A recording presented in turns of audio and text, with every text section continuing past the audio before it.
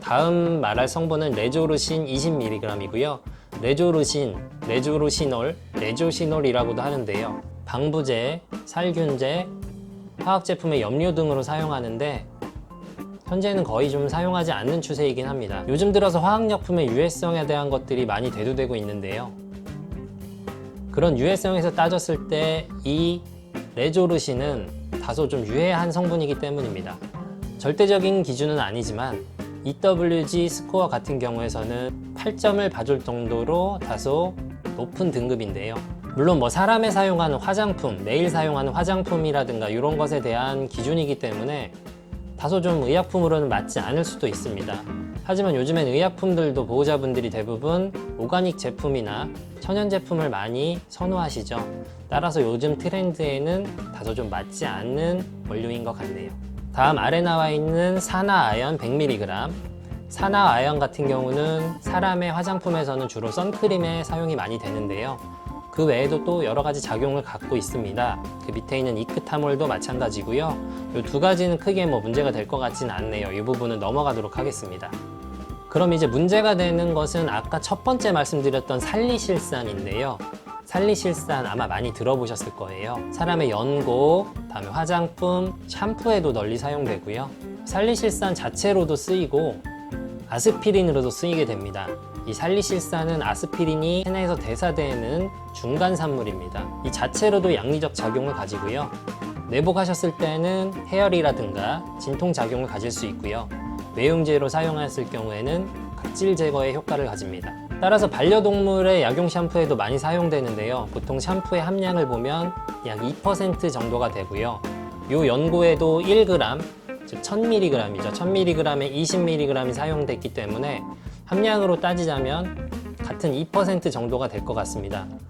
그렇다면 전혀 문제가 될 것 같지 않은데 정말 과연 그럴까요? 약용 샴푸와 연고는 전혀 다릅니다. 약용 샴푸는 피부에 잠깐 접촉했다가 금방 물로 씻겨나가게 되죠. 그래서 짧은 시간 동안 피부에 접촉한 그 성분만이 피부에 영향을 미치게 되는데요. 연고는 발라놓은 그 형태 제품 그대로도 흡수될 뿐만 아니라 개나 고양이라고 한다면 더 큰 문제가 될 수밖에 없죠. 왜냐하면 핥기 때문입니다. 강아지나 고양이를 기르는 보호자분들이라면 아시겠지만 강아지나 고양이는 자기 몸에 이물이 붙는 것을 정말 싫어합니다. 그냥 두지 않는 경우가 많죠. 따라서 일부는 피부로 흡수되고 일부는 입을 통해서 위장관 내부로 흡수되게 됩니다. 바르는 성분이 다른 곳에 묻지 않는다고 하면 거의 대부분의 양이 흡수된다고 보는 것이 맞겠습니다. 아까 얘기한 대로의 작용이라면 해열과 진통작용이 있는데 흡수된다고 크게 문제가 될까요? 라고 생각하실 수 있을 것 같아요. 하지만 강아지와 고양이에서는 문제가 됩니다. 특히 고양이에서는요. 그 이유는 바로 아스피린 톡시시티, 즉 아스피린 중독 때문입니다. 실제로 수의 임상에서는 아스피린을 내복약으로 사용하는 경우가 많지 않습니다.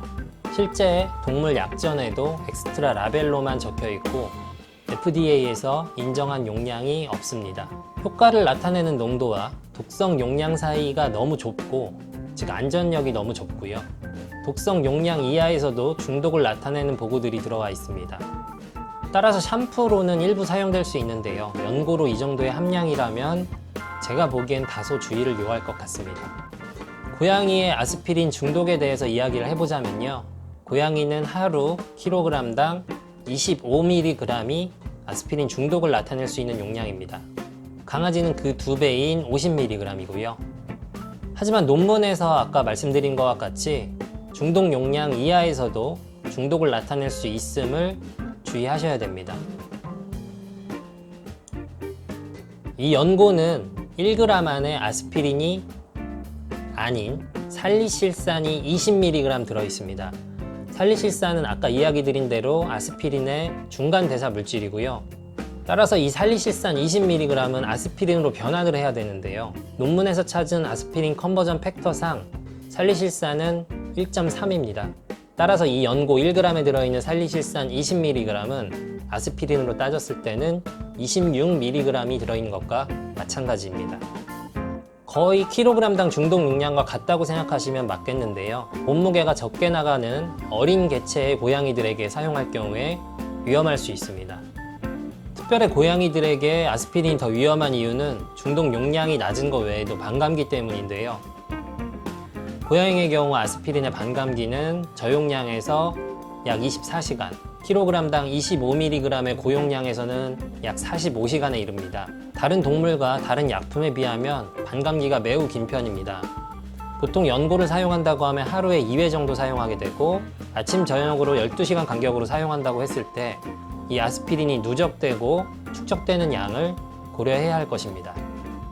그렇다면 이 연고는 무조건 사용하면 안 되는 연고일까요? 그건 아닙니다.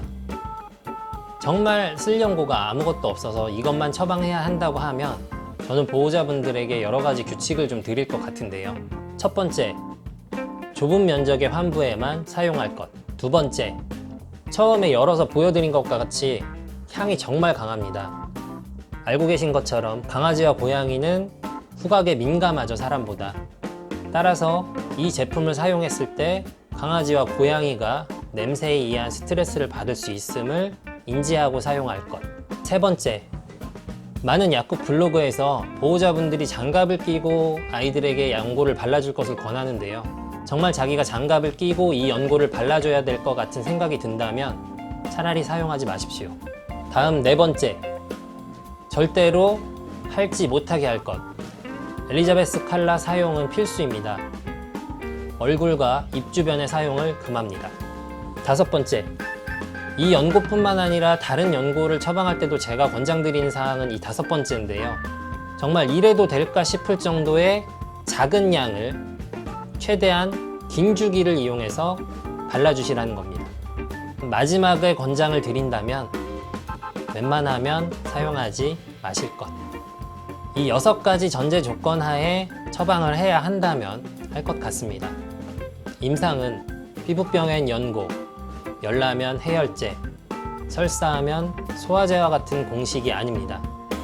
집에서 기르는 동물들에게 이 연고를 쓰겠냐고 객관적으로 묻는다면 저희 집에 소나 돼지가 있다면 저는 이 연고를 쓸 것 같고요.